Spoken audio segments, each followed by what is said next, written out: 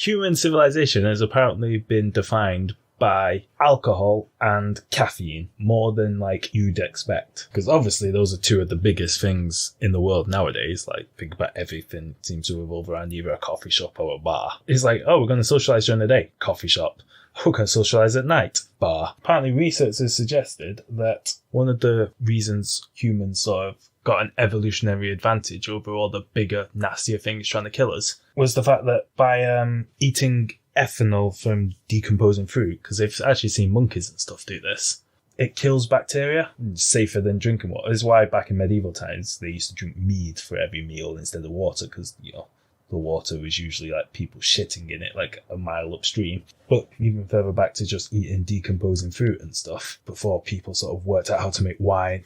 And because obviously like ancient civilizations, a lot of it revolved around wine. You know, that was one of the first things that sort of not dying of dysentery was a major evolutionary advantage. Yeah, because isn't that another big contributing factor to switching from a nomadic to a agrarian culture? Then a lot of it was like, obviously storage, but also brewing. You can get it from wild plants. So they found some made from wild potatoes from 13,000 BC. And even earlier, like palm wine in Africa and Asia from 16,000 BC. And then they do believe that that was one of the things that motivated agriculture, was cultivating these particular crops. So they found China drinking rice wine. You know, that was one of the things they used. They domesticated rice, and one of the first things they did with it was make rice wine. What I love about humanity is the two inventions that every culture, you know, when they do these like lost tribes and all that, and they, you know, discover them like in the Amazon or Indonesia jungle or something, you know, uncontacted tribes. Or just even contacted ones where you see the history like throughout the world that, you know, from way back when, is every culture seems to have invented the bow and arrow and a way to get absolutely fucked. Like, it's like hallucinogenic plants or, you know, no other concept of science, but the idea of the exact right amount of time and ingredients to decompose fruit in a way that will get you like off your face. Like, that's what like every culture seems to have found a way to do. I think it speaks to the, you know, universal truth that life is hard, and obliterating your senses is just a good way of trying to navigate that.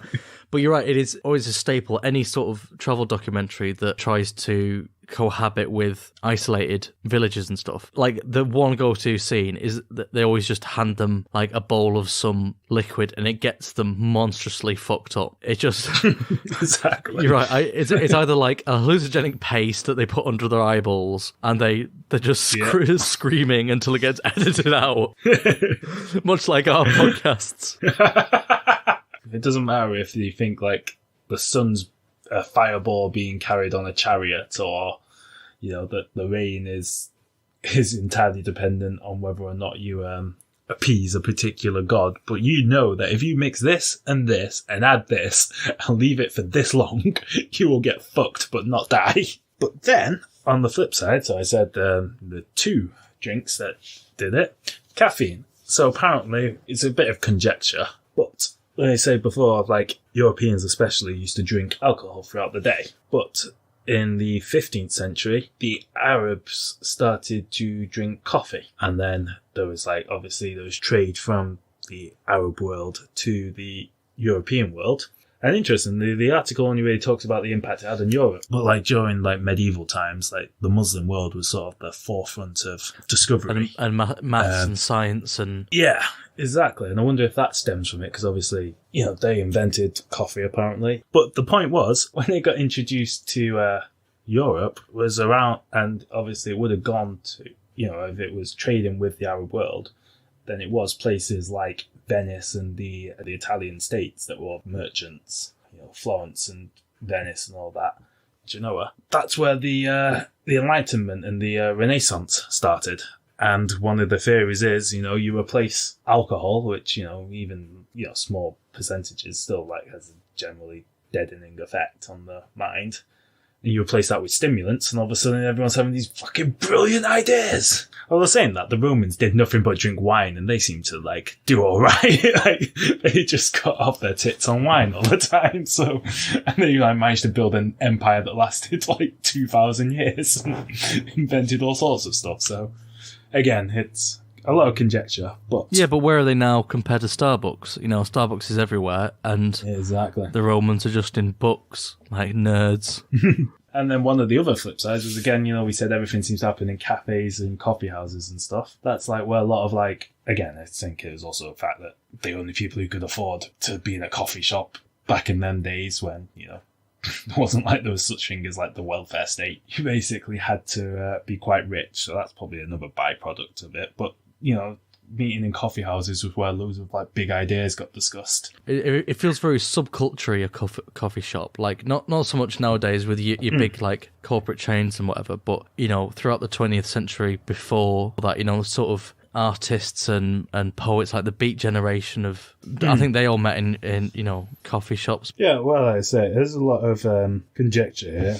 You know, there's research behind it, suggesting it, but nobody can really know for sure if that's the case. And like I say, there's also mitigating fact. Yes, having a coffee shop, you know, was a good place for ideas to spread and, you know, philosophy and times and stuff like that. But it also probably helps, like, if you're rich and have time to, you know, you're probably educated and then don't really have much to do so you can hang out in a coffee shop. You're probably going to come up with more ideas than the guy who has to work like 18 hours a day toiling in a field so he doesn't starve to death.